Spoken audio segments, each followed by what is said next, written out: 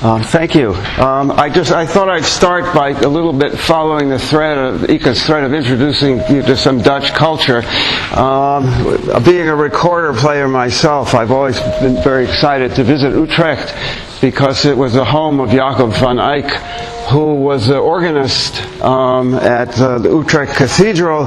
Also, there's a mathematical connection in that he was very interested in the theory of the musical scales and tuning, and it was known, for example, to Descartes. He was the organist, but he was also paid extra to walk around the garden playing the recorder to entertain people. But now, this being an international meeting, we also have here a Poisson done in a Japanese style by a Catalan artist who took fish from the big fish market in Barcelona, pressed them in ink, and then pressed them onto onto sheets of beautiful paper.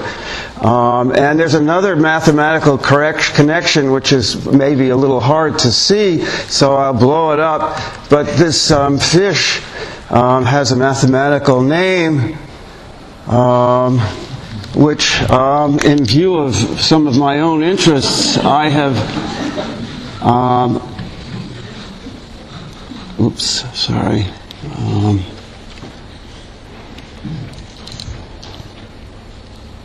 chosen to modify.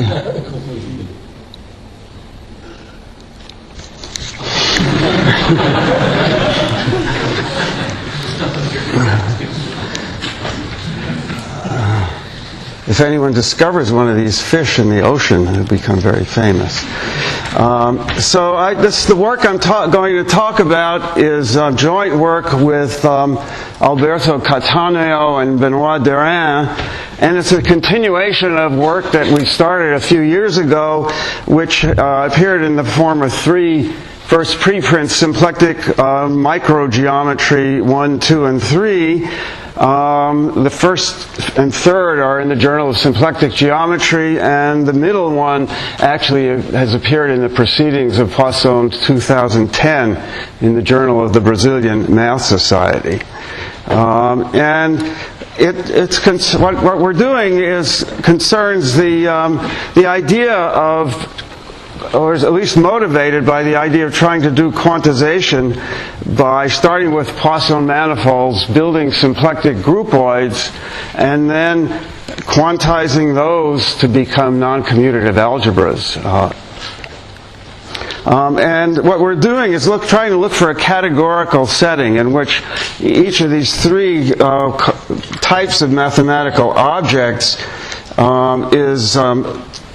belongs to some kind of category, and so that in the end the multiplication in the non-commutative algebra is some kind of morphism within that category, corresponding to a morphism in symplectic manifolds here. In the Poisson manifold level, it's just the manifold itself.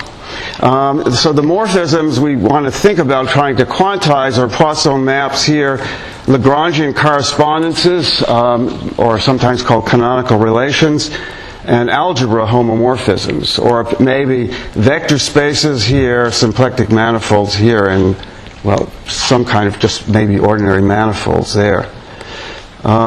So the press is, what's the good category in the middle? The so-called symplectic category. Well, it's just something that I've been thinking about for a long time. And the problem is that, in general, Poisson maps don't integrate to groupoid morphisms in any reasonable sense. Neither homomorphisms of groupoid, or functors of groupoids, nor even bimodules over pairs of groupoids. What we do know is the following, and I think that some of this has been explained in the talks last week, that given a Poisson map from a Poisson manifold P to another one Q, we can look at its graph in P bar cross Q. So here P bar is P with the opposite Poisson structure.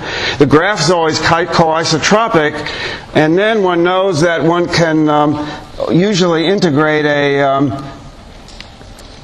one can integrate the conormal bundle, I should say here, the conormal bundle to a Poisson manifold is a Lie subalgebroid of the cotangent bundle of this Poisson manifold with the usual Lie algebroid structure that you have on the cotangent bundle of a Poisson manifold.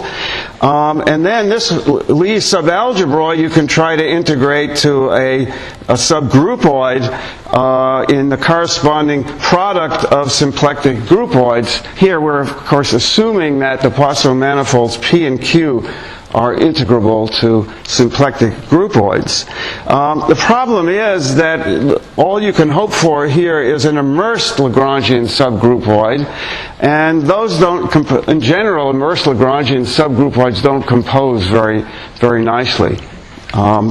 Just as Lagrangian submanifolds don't compose very nicely.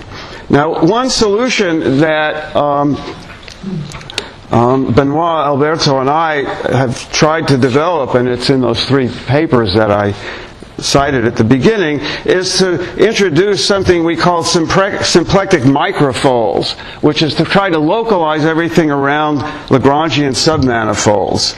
So here, X is a symplectic manifold, A is a Lagrangian submanifold, and the brackets mean that we consider the pair, but we only really consider a neighborhood of A and X. A we call the core of this microfold. So we look at a little neighborhood, as small as you want, of Lagrangian submanifold in a symplectic manifold.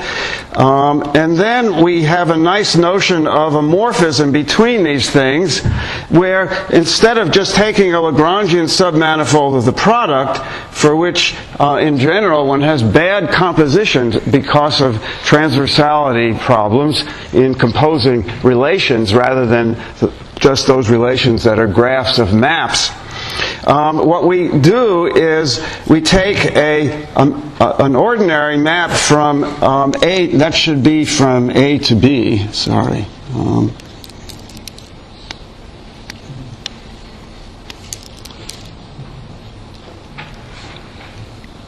It's just a smooth map from A to B, and a germ of a Lagrangian submanifold of the product around the graph of phi, and which intersects the core A cross B cleanly along that graph.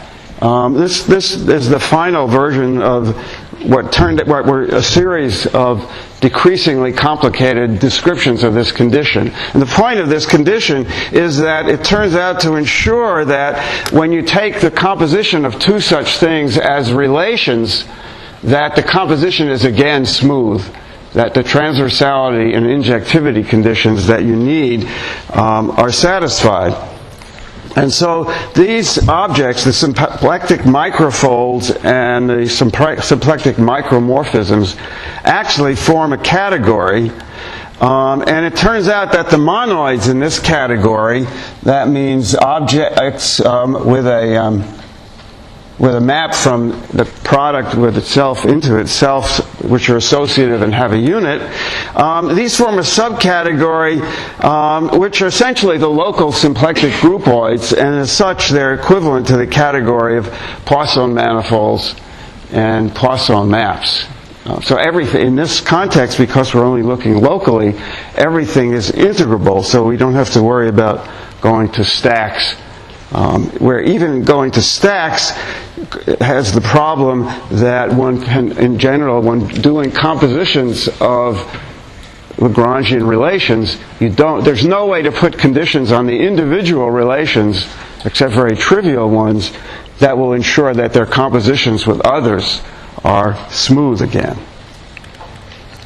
So the questions that we are trying to ask in the material that I'll talk about today are, what's the corresponding results for Lie algebroids and groupoids? How can we get a category, and in particular, how can we get something global rather than just localizing around these Lagrangian submanifolds. And we discovered some answers, and then we found out that they had actually been, many of them had been anticipated by Pierre Dazor in a paper that appeared quite some time ago, and which, of course, at one time I knew about and then forgot, called Groupe d'Holonomie et Géométrie Globale from 1997, in which he uses holonomic groupoids in a way that I'll explain in slightly different terms in a few minutes.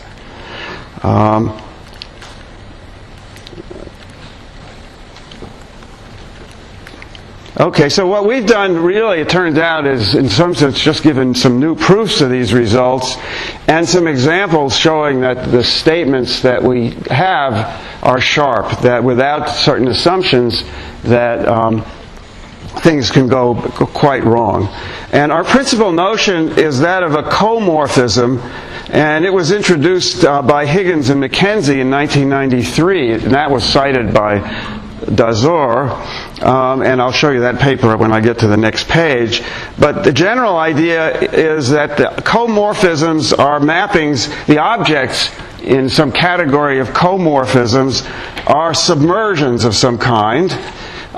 So we can, for example, if we have two such submersions, A and B, a comorphism from one to the other is a map. First of all, there's an ordinary map on the bases, map from X to Y, which I call little phi, and then the map on the top goes in the other direction, but it goes from the pullback of B to A. So roughly the idea is that we have these two fibered manifolds. I shouldn't have drawn there's no section here.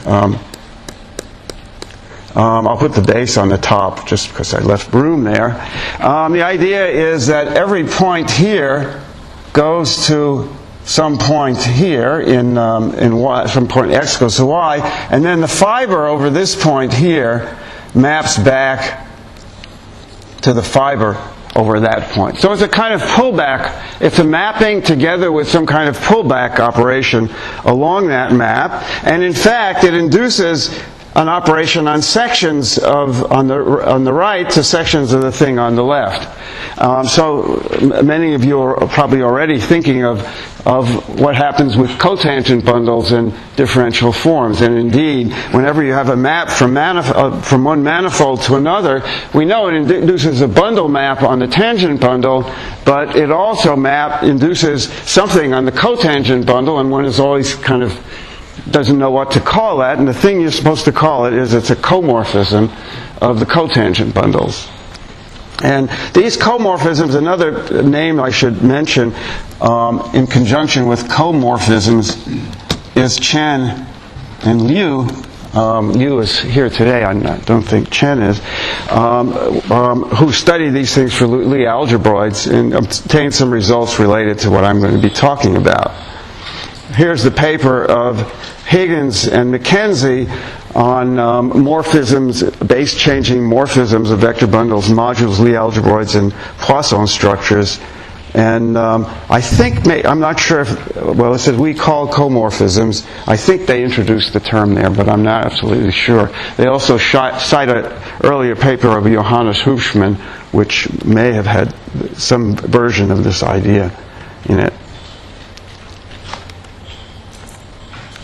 Okay, so let's look at some versions of what a comorphism is. So here's the sort of basic diagram. We have a map from X to Y. There are submersions A and B from A and B to Y. Because this is a submersion, we can form the pullback, which is just, if you want, it's also the fiber product of X with B with the base Y. And then the map capital Phi goes up this way in such a way that it makes the diagram commutative. And it always induces this map, pullback map on sections. So the first case is vector bundles. And a vector bundle map, a comorphism, should be linear on fibers. And that implies that this dagger map on sections is actually a module homomorphism between the modules of sections over the homomorphism of algebras of functions that's induced on the level of the bases. It also induces, I'm kind of doing this backwards now, it induces on the dual bundles a bundle map covering phi. And in fact, there's complete equivalent isomorphism or identification between bundle maps and between comorphisms on the dual bundles. Now for a Lie algebroid, we want to ask more. We want to ask that this pullback on sections be a homomorphism of the Lie algebras, preserve the bracket structure on sections, and that it be compatible with the anchor. Another way of saying that is that this map on sections, if you extend it to the exterior algebra of the sections, that it then becomes a Gerstenhaber algebra morphism. We can also look at dual Lie algebroids. Suppose A and B are the duals of Lie algebroids. Then, if we go to the exterior powers of the dual, then these are differential graded Lie algebras with respect to the usual bracket on the dual of the sort of differential forms attached to a Lie algebroid. And the comorphism condition there should be that this is a morphism of differential graded Lie algebras. In other words, it commute with bracket and it commute with the differential. Now there are relations between all these things, of course. For example, a map is a Poisson map if and only if the map it induces on the cotangent bundles is a Lie algebroid comorphism. And this was exploited by Dazor in his paper. You have a map, a comorphism between Lie algebroids is a comorphism if and only if the map it induces on the dual vector bundles is a Poisson map with respect to the usual Lie-Poisson structure on the dual of a Lie algebroid.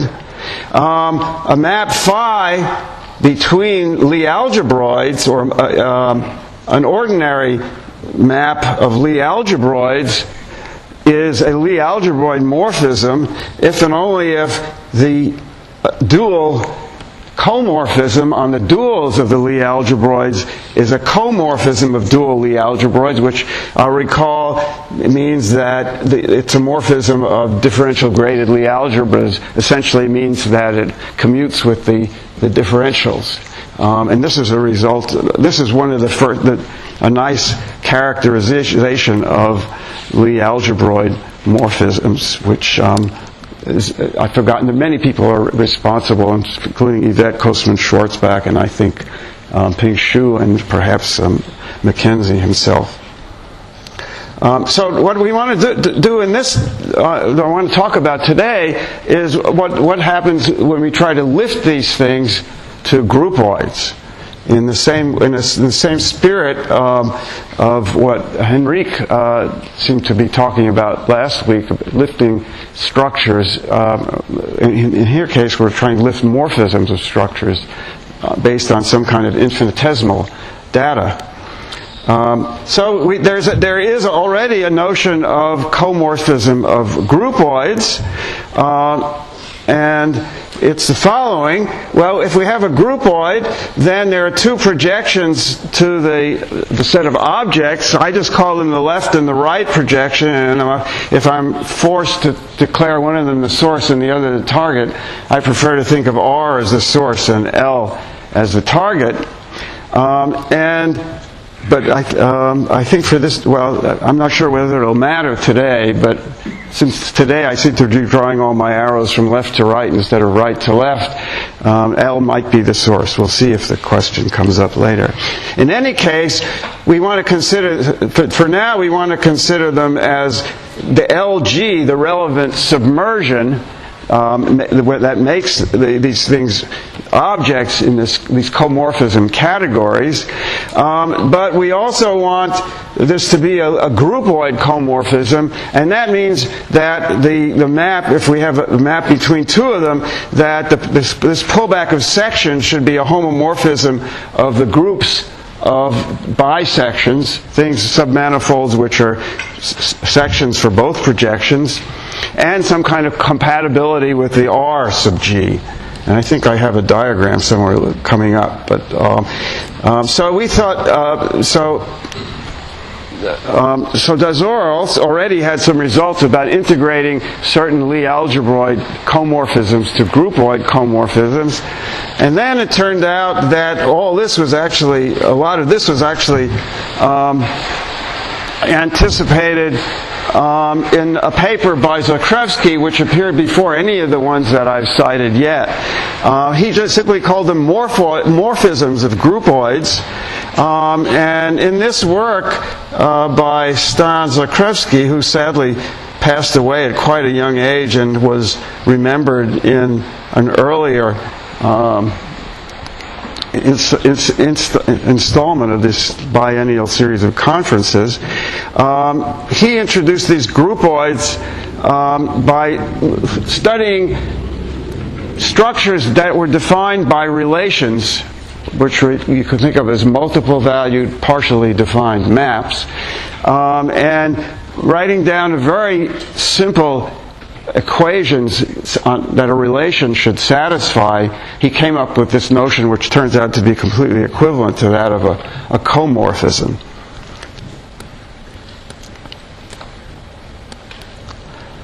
And then, so they proved the following theorems.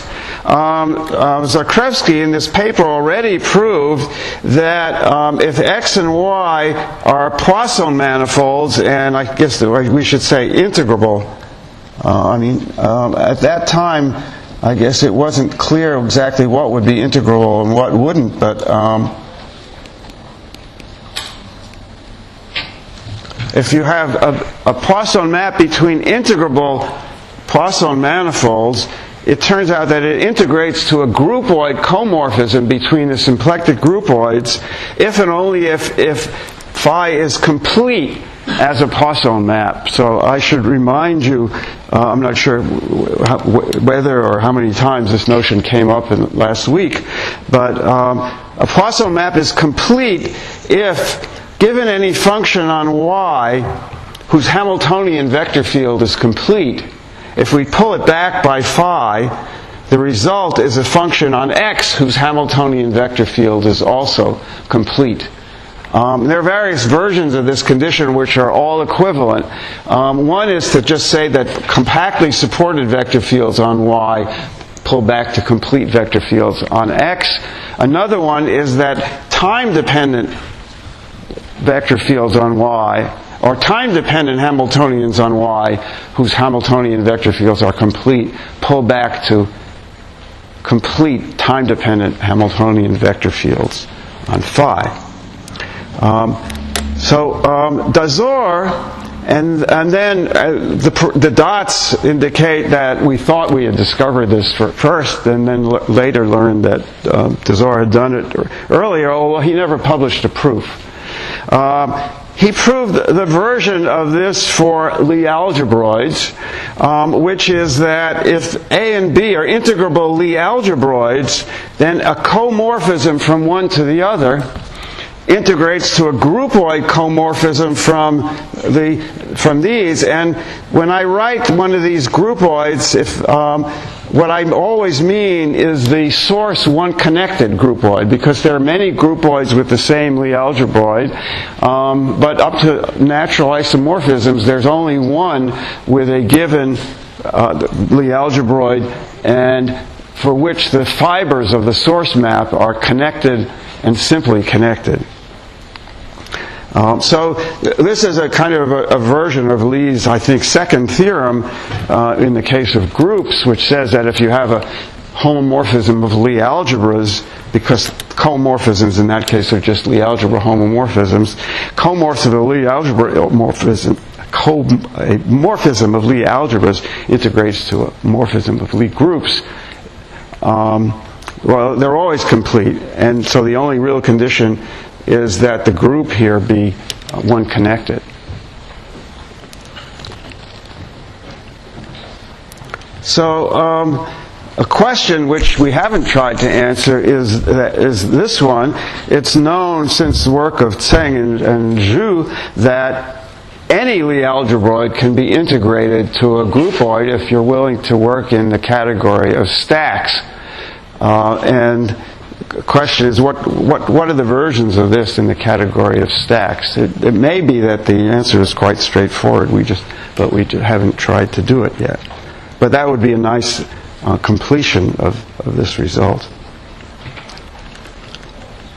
So here's some examples to show what can go wrong.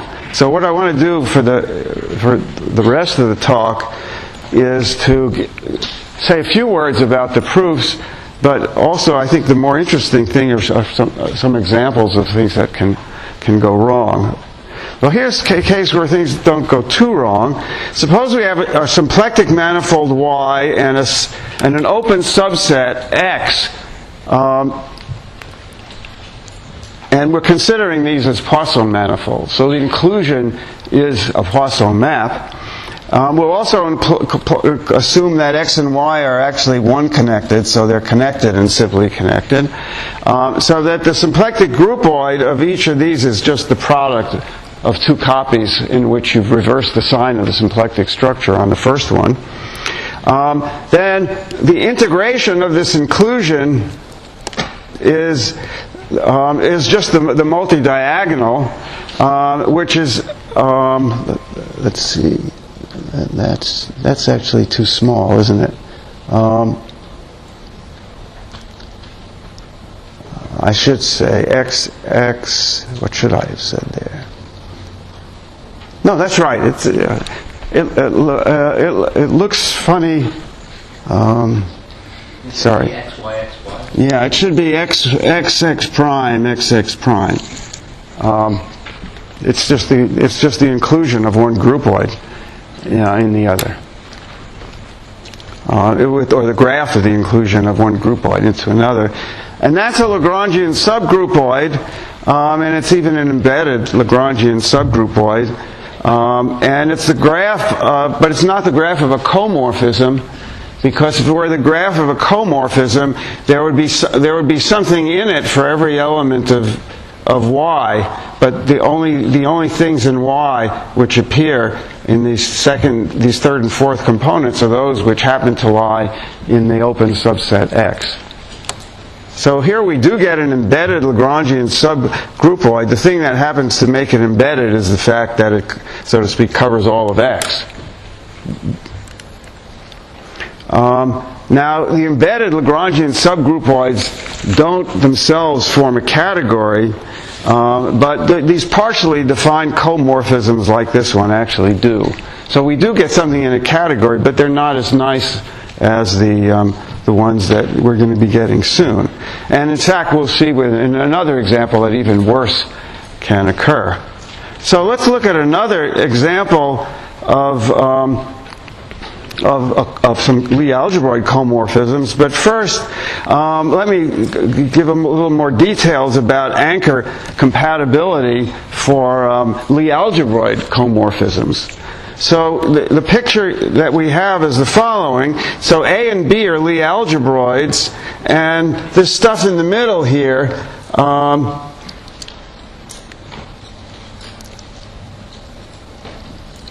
this isn't there for a general comorphism of vector bundles. Otherwise, we have pretty much the usual diagram for those.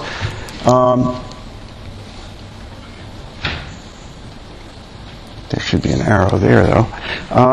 But if we have Lie algebroid comorphism, then we have this extra stuff here coming from the anchors of the two Lie algebroids. And then we also have the differential of the map phi. And the compatibility of the anchor means that there's one more commutativity thing that we can check. Namely, we can go from this product here to ty in two different ways, one of which involves this comorphism component capital phi, and we require that one to be commutative also. Now, if we apply this, let's apply this to the simplest Lie algebra. One of the two simplest classes of Lie algebroids we know of. On the one hand, we have Lie algebras. On the other hand, we have tangent bundles. Suppose that we have a comorphism between tangent bundles. Then part of this diagram here collapses because A is Tx, B is Ty, and the anchors are the identity. So we now have commutativity of this diagram here, and the commutativity up here essentially means that capital Phi is an Ehresmann connection. What it does is it takes tangent vectors to the base on the image of the map and lifts them to tangent vectors to the total space through all points of a pre-image. So here's another picture. Suppose here's our submersion from X. Here's a map from X to Y. I want to take every point in the image and every tangent vector here and lift it to a tangent vector up here. Just the fact that we can lift these tangent vectors means that the original map must have been a submersion, but it doesn't have to have been surjective.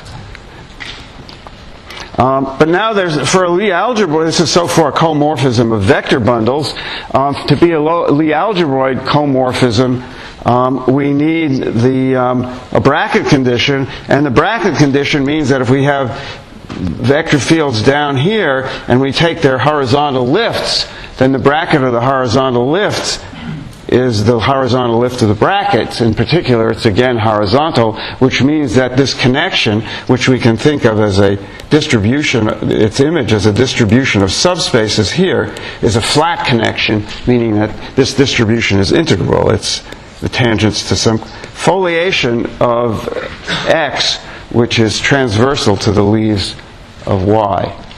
And in fact, that's just another way of saying what a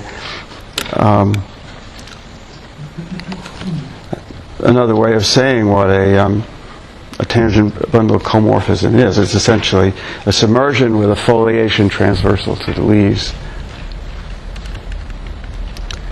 Now, completeness, we can ask when is such a comorphism of tangent bundles complete, and it turns out completeness is the usual thing that you impose on an Ehresmann connection, meaning that any path in Y can be lifted, any path in Y that starts in the image can be lifted to a path of stairs. And that completeness in particular implies that this Phi is surjective on components. And in fact, it gives local triviality of the submersion. And that was Ehresmann's theorem. That was Ehresmann's important theorem that he proved about his connections when he introduced them in sometime in the 1950s, I believe, or early 60s at the latest. In fact, one thing we've noticed is that these complete comorphisms of Lie algebroids and therefore complete Poisson maps behave very much like Serre fibrations in that you can lift homotopies. Not only can you lift paths, but you can lift homotopies. Now, what are homotopies? Well, let's look at for the Poisson case. We know not only what the good paths in a Poisson manifold are, they're the cotangent lifts, but they're the good homotopies which enter into the Krenek-Fernandez integrability theory, for example, are the ones which are essentially given by Lie algebroid morphisms. So I say they're like Serre fibrations, but they're not quite Serre fibrations because the things you're lifting don't belong to the same category as the things you're lifting them through. At least we haven't been able to put them in one category. The things you're lifting are Lie algebroid morphisms, but we're lifting them through Lie algebroid comorphisms. But this lifting property is, in fact, the key to our proof that completeness implies integrability, and you may have already guessed that the way we do it is via the description of the integrating groupoids as some kind of quotients of spaces of path, homotopy classes of spaces of admissible paths in Lie algebroids. So now let's get to this more interesting example. We'll start with a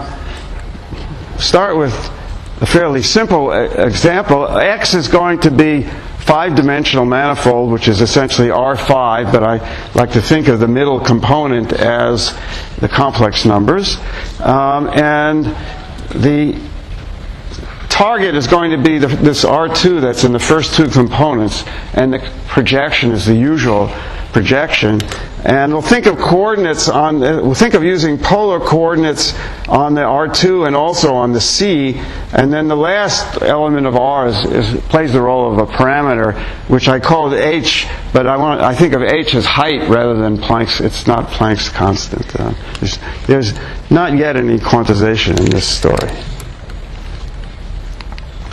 So to get a connection, what we have to do is take the vector fields tangent to the base, this R2, for example, ddr and dd theta, and lift them to commuting vector fields on this five-dimensional manifold here. Now we have to be a little careful around the origin, because of course DDR and DD theta aren't smooth there. So we'll have to do something to make sure that, even though it's convenient to use these polar coordinates, that what we get will in fact be nice around the origin.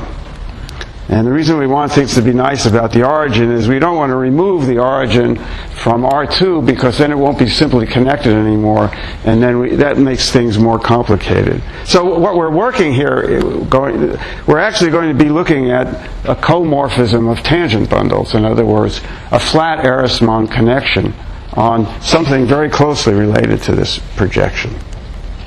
So what we'll try is the following. We'll lift DDR to itself, and we'll lift DD theta to some multiple of DD capital phi, where nu of h is going to be some kind of just some smooth function of the parameter h. This is always good advice when, and maybe it even applies to this talk. I don't know if you can read here. It says, "Is this really worth your time?" I hope you'll agree, but it's my reminder every 20 minutes when I'm sitting at the computer to pay a little attention to what I'm doing. I could give more information about this software if anybody else wants to install it. Okay, so here, this is the example. They certainly commute. But there's a problem at r equals 0. But the idea here is that this is a kind of Hermitian line. But we think of this R2. We think of R2 as the base, as it was before. We think of this C as a fiber for a complex line bundle, and the last factor, this H, as a parameter. So for each value of H, you can think of this nu of H dd phi as a connection, or dd theta plus this as a kind of connection form for this bundle. And the idea is that as you go around the theta circle once, then the complex line rotates by nu of h times 2 pi, and the nu of h depends on what level you're at, what height you're at. So one thing we can do to not worry about the singularities is simply to remove r equals 0 from x, as I suggested earlier. Then everything is nice and smooth here. But then things are no longer simply connected, and that means you have to replace these integrating groupoids, which are just the products, by fundamental groupoids, and it makes things a little complicated. So there's a better way to do it, and what we do is we only remove from the vertical the space where r equals 0, which means just it's the origin on the base, and it's a three-dimensional space on the upstairs. We only remove a slab between h is -1 and 1. And then we'll require that the support of nu is contained in that interval that we removed, which means when h is bigger than 1 or less than -1, the lift is just a trivial connection. And all the interesting things are going to happen in this slab. Now our new x is still the plane, and the new y has this slab removed, and because we only removed the slab rather than the entire codimension 2 space, it remains simply connected. It's now fine everywhere, but it's no longer complete, because if you take d dx, for example, x is the usual Cartesian coordinate. If you try to take horizontal lifts of paths running in that direction, they'll run into the missing slab if you start at the wrong place. So we actually do, you can see right away that we've killed completeness by removing something from the fibers. You can also see that you don't have local triviality, because the fiber over r equals 0 has something missing and the other ones don't. Now, for the general comorphism of tangent bundles, which remember means a flat Ehresmann connection, whether it's complete or not, the integration is essentially the holonomy of this foliation by the horizontal sections. And this is essentially pointed out by, this is a special case of what Dazor discovered. And in our case, since the base is just a plane with a point removed, this holonomy of a flat connection is also what's often called monodromy. So what we'll do is, again, so far in the general situation, we'll take the fundamental groupoid along the leaves of the horizontal foliation. That means an element of this fundamental groupoid is a path contained in a leaf modulo homotopy of paths with fixed endpoints still contained in that leaf. So it's simply the union of the fundamental groupoids of all the leaves, and this always turns out to be a groupoid, a smooth Lie groupoid, whose integration is just the tangent bundle of whose Lie algebroid is the tangent bundle along the leaves of the foliation. The only thing that might go wrong here is that this groupoid might not be Hausdorff manifold. But that happens no matter what groupoid you try to use to integrate a tangent bundle to a foliation. But the nice thing about this R is that there are nice obvious maps from this R to the fundamental groupoids of the total space and the base, because R, as I said, an element of R is a path within a leaf, and a path within a leaf is certainly a path in the big space in which the leaf is sitting. A homotopy within the leaf is a homotopy within the big space. So there's a map which might not be injective or surjective, but it's a map from this groupoid R to the fundamental groupoids of the path of the source and the target of the original map. And that, in fact, always turns out to be an immersion of this R into the product of the fundamental groupoids.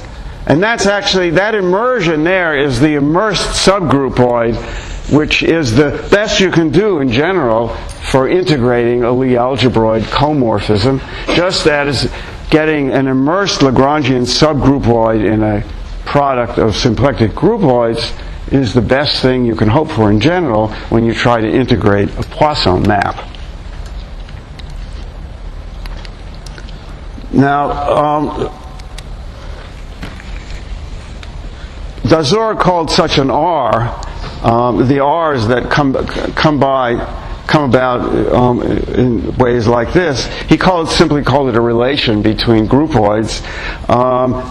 We prefer using the term hypercomorphism because these are things that are sort of lying above. They're comorphisms, but they're kind of up on another level. Baez and others use the term span, which actually goes back quite a long ways in the theory of Morita equivalence. I think it goes back to the paper, one of the papers of Morita on Morita equivalence, where you have two algebras and a module over the two of them. Okay. Well, anyway, it turns out that the source fibers of this relation map in an atal way to the source fibers of the fundamental groupoid. So it really is like a multiple valued comorphism, but only with finite multiplicities. That given any point in the source fiber of pi of y, this relation will take it to finitely many points in pi of x. For R to be the graph of a comorphism, then these maps have to be bijective. And roughly speaking, what this relation does is it takes a point, so remember it once again, we have a submersion here. What a comorphism is supposed to do of groupoids is supposed to take a point here. You look at down here where it goes under the base map. You then take an element of the groupoid here, which in this case is a path in this manifold, and then it's supposed to lift it here through this point here. Now, remember down here, they're just not paths, they're homotopy classes of paths with fixed endpoints. And if we're not complete, then there are various problems. This path might not lift at all, or you could have things which are homotopic down here, which are not homotopic when you lift them, or you could have things which are not homotopic here and become homotopic when you lift them up there. So there are various things that can go wrong. In particular, you can have things homotopic here which are lift to not homotopic things up there because something was missing, and that gives you a multiple valuedness for this R as a partially defined multiple valued comorphism. So in our example, we've made sure that things are simply connected. So our groupoids are x cross x and y cross y. And to describe this fundamental groupoid, yes, it is worth your time. To describe the fundamental groupoid in the map, we parameterize the groupoid in the following way. We parameterize something by, remember that we're looking at paths, so we parameterize a path by, first of all, a point in the base, secondly, a point upstairs, r prime omega. Omega is another angle, so omega is an angle that sort of corresponds to theta. There's this complex number z, and then there's the parameter h. And this is a this is 5 plus 2 variables. The 7 variables because we have a two-dimensional foliation in a 5-dimensional manifold. So that's the fundamental groupoid has 7 dimensions. It's a homotopy class of the horizontal this horizontal path in X, where on the base the radial vector moves out in or out at uniform speed. The angular variable rotates at a frequency omega. I probably should have called this nu because I haven't put in the 2 pi, but anyway, we'll call it omega. Meanwhile, as this is rotating, as I said earlier, this complex number z is also rotating, but at a speed which is nu of h times as fast as the base variable is going around, and this h just stays fixed. It's like a parameter. And now the source and target maps take such a path to this pair, r theta zh. That's a path in that's a point in y, and that's a point in x. And the other point in x goes to is r prime theta plus omega, because t is going from 0 to 1. This thing gets rotated by nu of h times omega, and h stays fixed. And to project into y, we just forget about everything, but we just forget about everything but the first two things here and the first two things there. That's y cross y. Remember, y was just the first two coordinates in x. So to study this immersion from this relation into the product of the two groupoids, we can forget about the last two factors. We can forget about the y cross y, because they're just part of the projection into x cross x. They're like redundant variables. Another way of saying it is that the image lies in the graph of phi cross phi, which we can identify with the domain of phi cross phi, which is x. So we're looking at this map here, which takes these 7 variables. Remember, z is a complex number, so it's really 2 variables, to these variables here. And there's a first kind of non-injectivity that comes when omega, which was kind of this frequency variable here in the holonomial groupoid, where omega is translated by an element which is both 2 pi times an integer and 2 pi over nu of h times an integer, because this thing gets changed by 2 pi and so does this one. So although we have different things here, we get the same thing here. And so whenever we have something in gamma of h, which is the intersection of these two groups, then we get non-injectivity. And that happens whenever nu of h is a rational number. So think of nu, to make things interesting, you want nu not to be a constant, of course. And so there are going to be a dense set of h's, but with no open subsets typically, where we have some non-trivial multiplicities for this embedding. Here, this 7-dimensional image of this map in this space here, which is 10-dimensional, intersects itself along 5-dimensional sheets. But other things happen too. When z equals 0, then this angle here doesn't matter, and so whenever we add 2 pi to omega, we get a 4-dimensional self-intersection of the image with itself. And finally, if nu of h is irrational, we find that by moving omega through 2 pi z, although this variable returns to it where it was before, this variable gets rotated around the circle in such a way that as we run through the integers, this fills out a dense but not closed set. So that means that the image of this R, when we project it into the product of groupoids, where it was supposed to be the graph of a comorphism, is actually not closed. So those are all the things that can go wrong, all because of the absence of completeness. Okay, so I'll just finish off with some remarks and questions. Our proofs use the CF squared means Cattaneo-Felder followed by Kreinig and Fernandes description of the integration of first Poisson manifolds and then Lie algebroids in general by path spaces.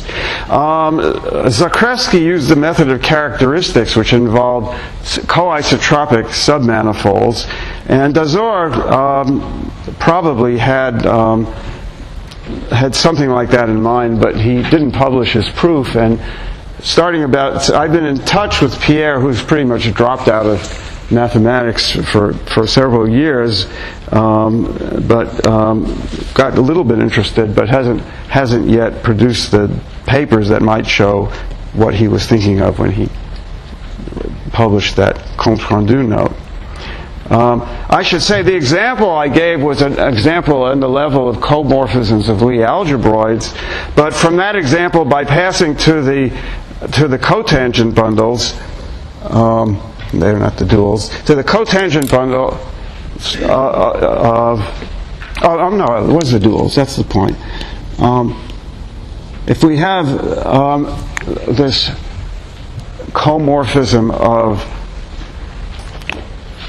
tangent bundles, then it induces a Poisson map of cotangent bundles, and that Poisson map integrates to something, and all the bad stuff that happened in the example I showed you happens in the symplectic groupoids of these cotangent Poisson manifolds along the zero section.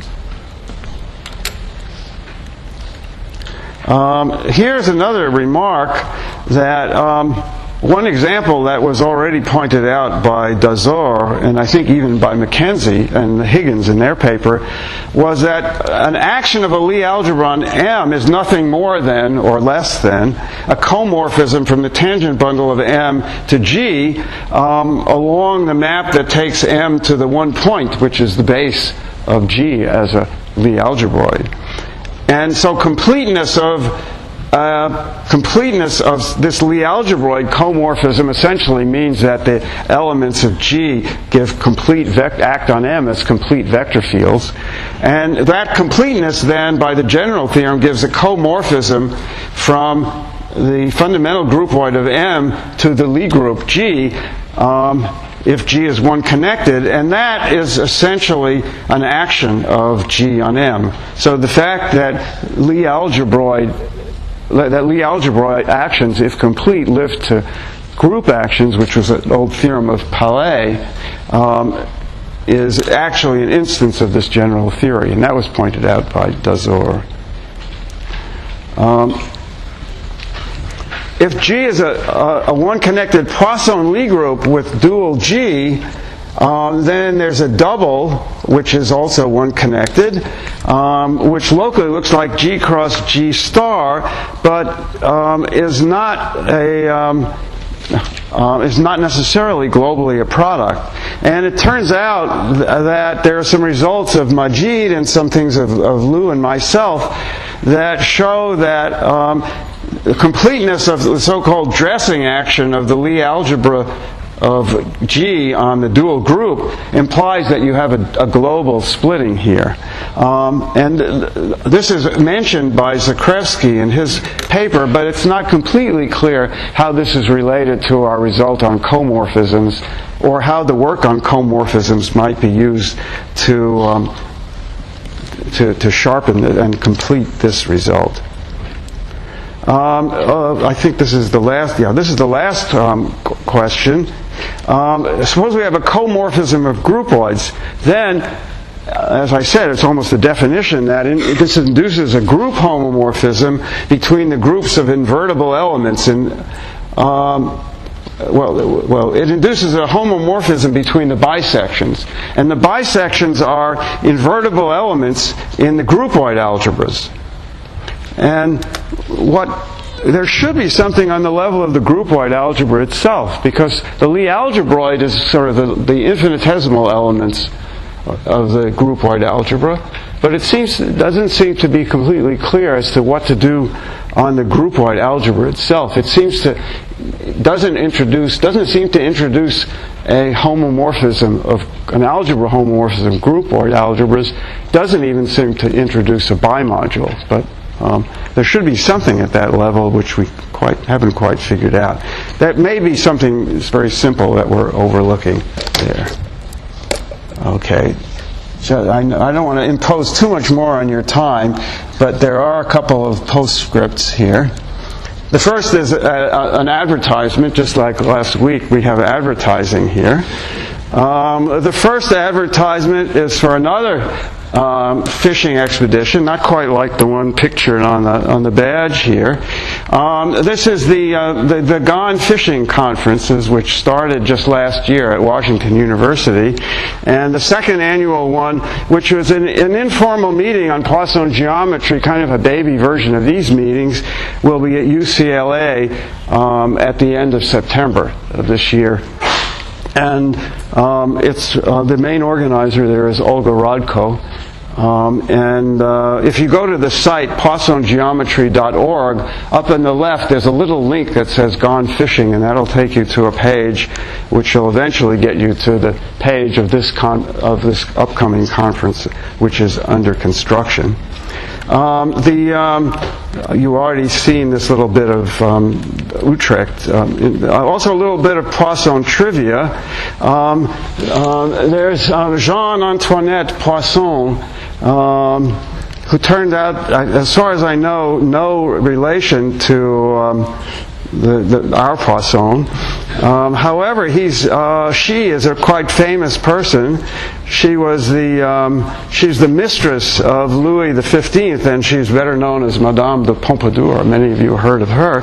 I only learned recently that she's a Poisson. So with that, I will end the talk, and thank you very much.